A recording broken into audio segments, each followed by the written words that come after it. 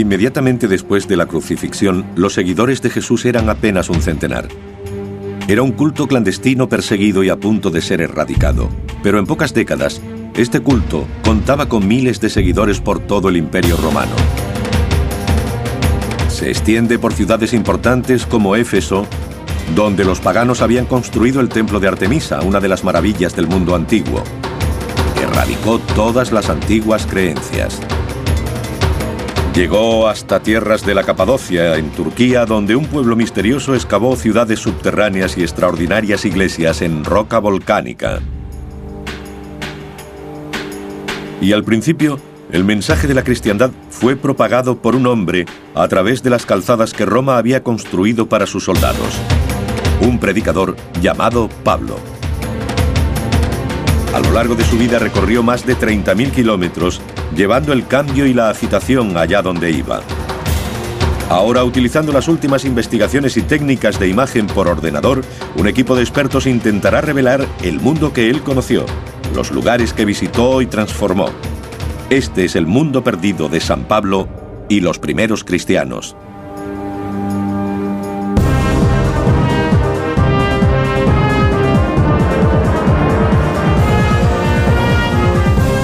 Mundos perdidos, los primeros cristianos. Año 36. En la ciudad de Jerusalén, los líderes judíos hacen todo lo posible por aplastar al poderoso nuevo culto, el culto de Cristo. 3 años después de la crucifixión de Jesús, solo viven unos pocos de sus seguidores. Si pueden matarlos a todos, su religión morirá con ellos. Un maestro judío conservador dirige la persecución. Su nombre es Saúl y se encarga de supervisar personalmente la lapidación de uno de los líderes cristianos. Con el tiempo, este hombre se convertiría en uno de los principales mensajeros de Jesús. Sus escritos suponen más de la mitad del Nuevo Testamento. Muchos piensan que sin él no existiría el cristianismo. Saúl se convirtió en Pablo y cambió nuestro mundo. Ahora nuestros investigadores quieren descubrir el mundo en que vivió él. La historia comienza en el suroeste de Turquía, en Tarso, su ciudad natal. Hoy sigue siendo una ciudad bulliciosa, pero el historiador Mark Wilson quiere encontrar los restos de la ciudad que conoció Pablo y que ayudaron a formar a un personaje extraordinario. Se encuentra en una llanura muy fértil, con mucha agricultura y producción textil. La actual Tarso es una ciudad muy próspera y en auge. Se ha convertido en un lugar de peregrinación cristiana. Esta es la ciudad de Tarso en la que vivió Pablo. Todos los peregrinos la visitan. Se cree que este pozo estaba en uso hace 2000 años y que San Pablo bebía sus aguas. De este pozo se abastecería su familia y por eso mucha gente cree que el agua es sagrada. En los escritos de Pablo hay muy pocas referencias a su ciudad natal, pero otras fuentes revelan un dato impactante y significativo. Hubo un tiempo en que Tarso se alzaba a orillas del Mediterráneo. Desde entonces el mar ha retrocedido varios kilómetros, pero este fue una vez un puerto importante.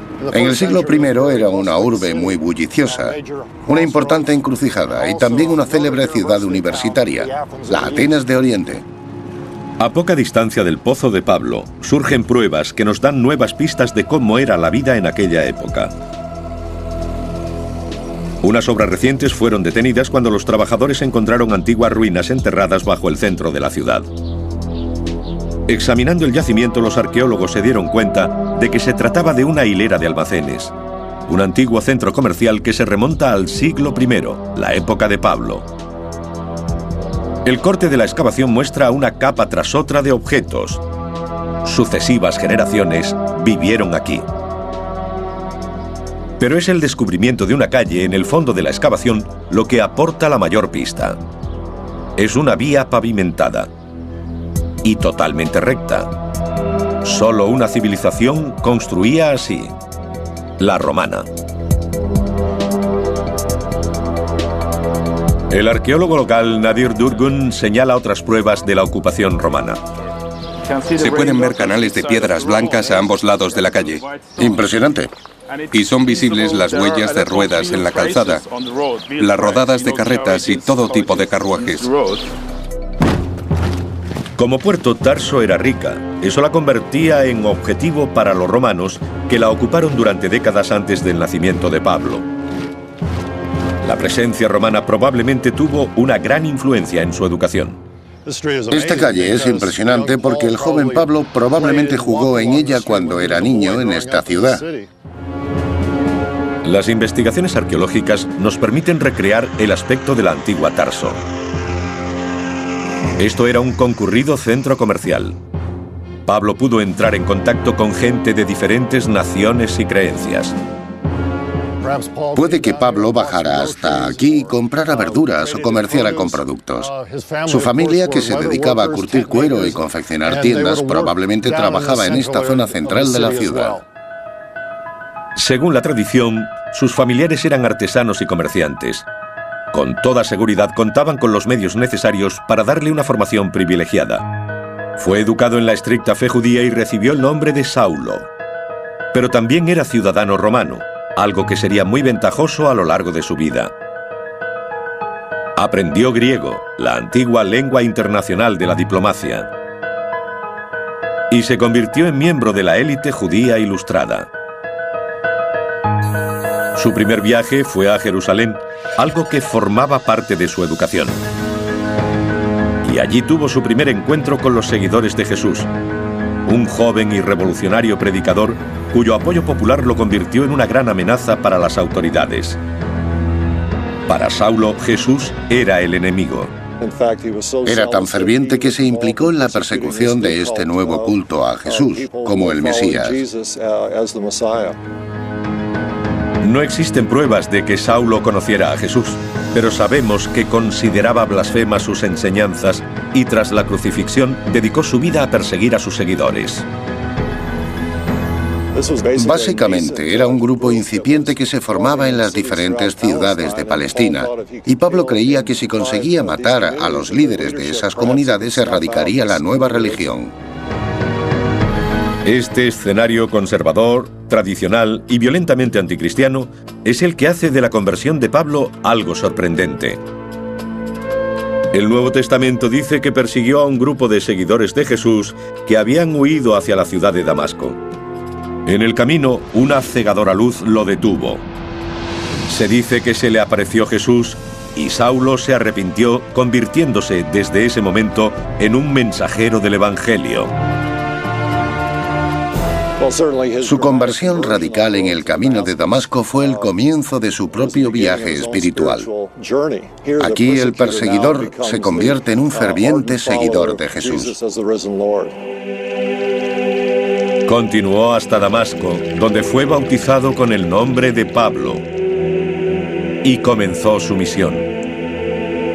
Inició un viaje que duraría el resto de su vida y recorrió unos 30.000 kilómetros. Algo que le facilitó la extensa red de calzadas romanas. Estamos recorriendo un tramo de la vía romana, a unos 15 kilómetros al norte de Tarso. Esto nos da una idea de lo que experimentaba Pablo cuando viajaba por estos caminos a lo largo de la región oriental del Mediterráneo. Las calzadas eran construidas por el ejército romano para poder recorrer grandes distancias en el menor tiempo posible. Sin ellas, el gobierno de su vasto y floreciente imperio habría sido imposible. La impresionante conservación de esta calzada romana nos muestra lo bien que fueron construidas. Lo que vemos aquí es el pavimento de piedra que cubría la superficie, además de los bordillos originales. Los romanos construyen las calzadas siguiendo una estricta fórmula. Primero se rebaja el terreno, luego se rellena con piedras y arena para hacer una base sólida. Se cubre con capas de piedras más pequeñas y tierra. Encima se colocan las losas, a menudo de basalto.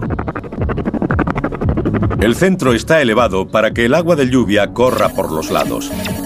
Pablo comienza su misión en Antioquía, la capital de Siria. Sus seguidores en aquella ciudad son los primeros en llamarse cristianos.